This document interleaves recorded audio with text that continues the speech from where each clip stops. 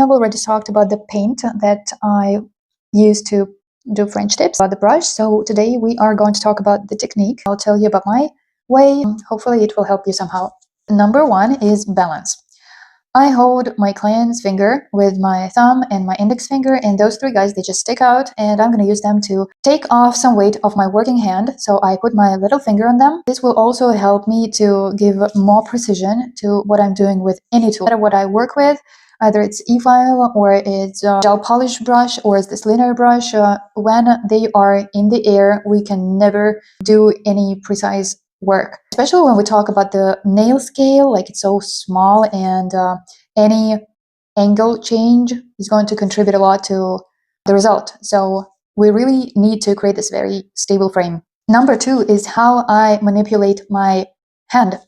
So if I'm going to use only these three fingers that hold the brush, the height of this movement is going to be restricted, as if my brush was a clock arrow, for example, like it's pinned in the center, and it can only go like this.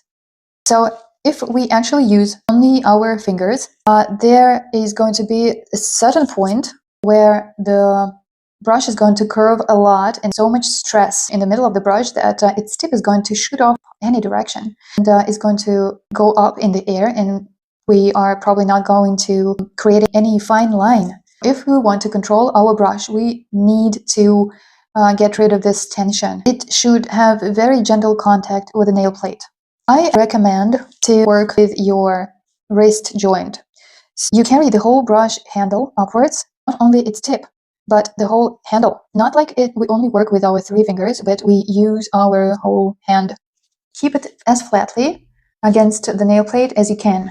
So there is no pressure and no curving. Let's have a look at our nail. It has natural arch, and the highest point is here in the middle, and then it goes down.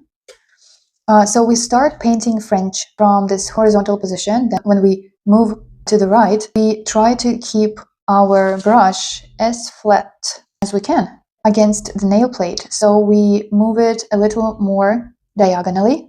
When we go closer to the right, we move it to a vertical position, but still flatly against the nail plate. It goes round, basically, from horizontal position to this vertical position through this diagonal position. We take some of our paint and transfer it to the edge, create the smile line as wide as we want it to be, approximately 1/8 of the length of the nail. So it's half, then half, and half. And I often do my French quite narrow. Then I put my brush into this paint pool. As I move to the right, I carry the brush more into the diagonal position, still flatly against the nail plate with no pressure on it, and I drag the paint upwards. When moving to the right side, I rotate a client's finger to the left so that I can see where I work, and I carry the brush in a vertical position. And I'm still dragging the paint upwards.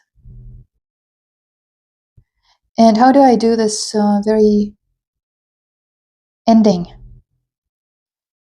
I eventually lift up the brush, and I loosen the pressure, the line gets thinner.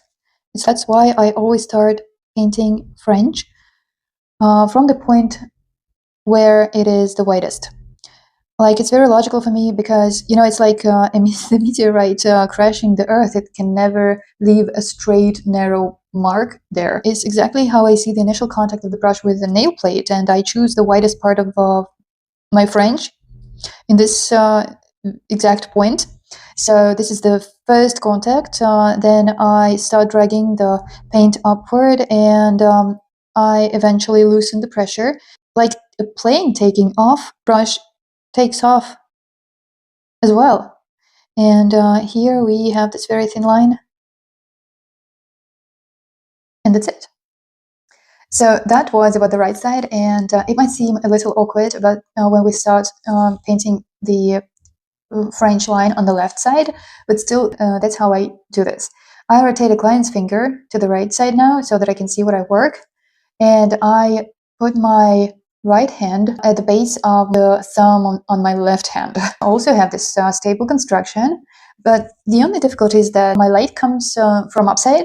I'm going to block the light, so I have to move the light so that it actually goes from downside upward. I'm just dragging the paint from this wide line.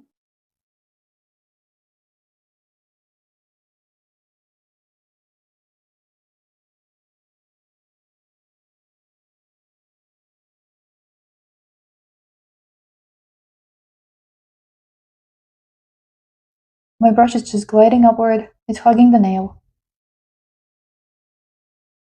Lift my brush at the end of the French line.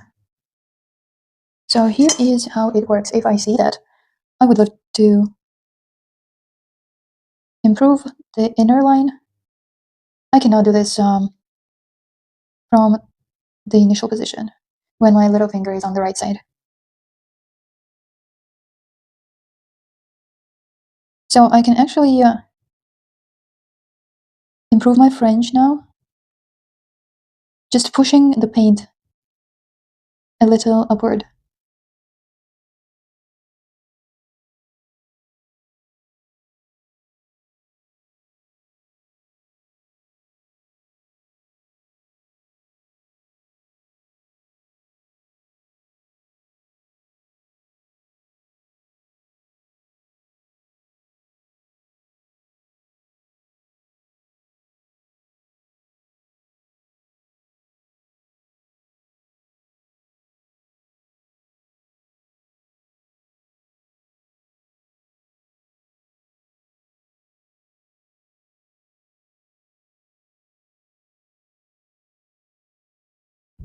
And we get rid of the extra volume at the very end.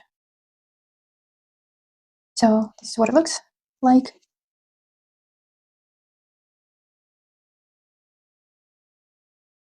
Like this.